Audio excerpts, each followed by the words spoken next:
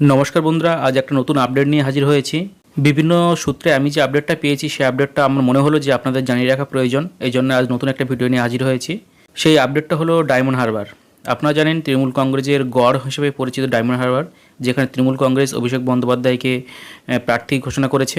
সেই ডায়মন্ড হারবার এখনও বিরোধী যে দলগুলি সিপিএম, আইএসএফ বা বিজেপি, তারা কিন্তু প্রার্থীর নাম ঘোষণা করেনি। বিশেষ সূত্রে আমরা যে খবর পাচ্ছি, নওশাদ সিদ্দিকী ডায়মন্ড হারবার প্রার্থী হতে পারেন। সিপিআইএম যে প্রার্থী তালিকা ঘোষণা করেছে সেখানে কিন্তু ডায়মন্ড হারবারের জায়গাটা তারা ফাঁকা রেখেছে। এটুকু জানা যাচ্ছে নওশাদ সিদ্দিকীর দিকে তাকিয়েই সিপিআইএম ডায়মন্ড হারবার প্রার্থীর নাম ঘোষণা করেনি। আরও একটা বিশেষ খবর হচ্ছে, বিজেপিও কিন্তু ডায়মন্ড হারবার তাদের প্রার্থীর নাম ঘোষণা করেনি। তারাও তাকিয়ে আছে নওশাদ সিদ্দিকী যদি ডায়মন্ড হারবার থেকে লড়ে, সেক্ষেত্রে তারাও প্রার্থী দেওয়ার সময় বিবেচনা করে দেখবে। কারণ তৃণমূল কংগ্রেস ডায়মন্ড হারবার যে প্রার্থী দাঁড় করেছে সেটা অনেকটা হেভি ওয়েট, আর তাকে হারাতে গেলে বিরোধী শক্তি যদি এক জায়গায় না হয়, সেক্ষেত্রে কিন্তু ডায়মন্ড হারবার যে প্রার্থী অভিষেক বন্দ্যোপাধ্যায়, তাকে কিন্তু হারানো খুবই মুশকিল।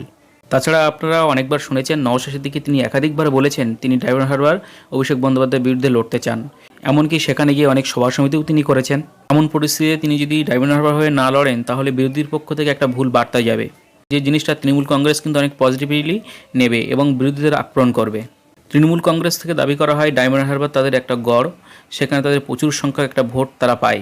এই ডায়মন্ড হারবারের একটা সময় সিপিআইএমের গড় ছিল, সেখানে 1962 সালের পর থেকে সিপিআইএম প্রার্থী কিন্তু একের পর এক জিতে আসছিল। প্রায় 40 বছর তারা সেখানে জয়যুক্ত হয়। জ্যোতির্ময় বসু, অমল দত্ত, বিভিন্ন ব্যক্তিরা কিন্তু বারবার এইখান থেকে সাংসদ নির্বাচিত হয়েছেন। সেই ডায়মন্ড হারবার এখন তৃণমূলের গড় হিসেবে পরিচিত। তবে এই কথাটা পুরোপুরি ঠিকও নয়। ডায়মন্ড হারবারের যে বিধানসভাগুলি আছে সেটা হচ্ছে মেটিয়াবুরুজ, বজবজ, ডায়মন্ড হারবার, মহেশতলা, বিষ্ণুপুর ও ফলতা। এই বিধানসভাগুলির মধ্যে মেটিয়াবুরুজ এবং ফলতা, এখান থেকে তৃণমূল কংগ্রেস বিরাট সংখ্যক একটা লিড পায়। তার জন্য বিরোধীদের সঙ্গে তাদের প্রায় 2-3 লক্ষ একটা ভোটের ব্যবধান তৈরি হয় এই দুটো কেন্দ্র থেকে।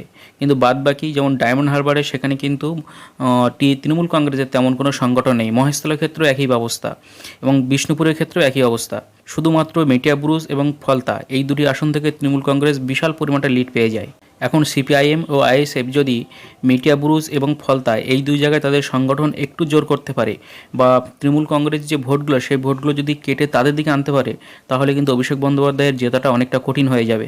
মেটিয়াবুরুজ ও ফলতা এইখানে বেশিরভাগ ভোট কিন্তু সংখ্যালঘু ভোট, আর এই সংখ্যালঘু ভোট যদি আইএসএফ যদি তাদের পকেটে আনতে পারে, বা সিপিএমের যে ভোটগুলো ছিল সেগুলো যদি তাদের পকেটে আনতে পারে যৌথভাবে, তাহলে তৃণমূল কংগ্রেস কাছে কিন্তু একটা কঠিন চ্যালেঞ্জ হয়ে দাঁড়াবে। এমনও শোনা যাচ্ছে যদি আইএসএফ নেতা নওশাদ সিদ্দিকী যদি ওইখানে প্রার্থী না হয়, তাহলে সিপিআইএমের প্রতিকুল রহমান ওখানকার প্রার্থী হতে পারেন। সিপিআইএম পুরোপুরি নওশাদ সিদ্দিকীর দিকে তাকিয়ে আছে, ওই জন্যই তারা কিন্তু ওখানে প্রার্থীর নাম এখনও ঘোষণা করেনি। তাছাড়া আপনারা জানেন 2019 সালে সিপিআইএম ডায়মন্ড হারবারে প্রার্থী হয়েছিলেন ফাওয়াদ আলী। তিনি মাত্র 6% ভোট পেয়েছিল, 1 লক্ষেরও কম ভোট পেয়েছিল। তাদের জামানত বাজেয়াপ্ত হয়। এবারও যদি সিপিএম যদি ওখানে ইন্ডিভিজুয়ালিভাবে লড়ে, সেক্ষেত্রে তাদেরও কিন্তু জামানত বাজেয়াপ্ত হওয়ার মতন পরিস্থিতি তৈরি হয়ে গেছে। সেক্ষেত্রে আইএসএফের সঙ্গে জোট করে যদি লড়ে, তাহলে তৃণমূল কংগ্রেসকে কড়া টক্কর দিতে পারবে। আমরা যে বিশেষ সূত্রে মোটামুটি যে খবরটা পাচ্ছি, সেখানে নওশাদ সিদ্দিকী ডায়মন্ড হারবার প্রার্থী হবেন। ডায়মন্ড হারবার প্রার্থী হলে সিপিএম তারা প্রার্থী দেবে না, এবং বিজেপি তাদের তেমন পাওয়ারফুল প্রার্থী কিন্তু ওই কেন্দ্রে দেবে না।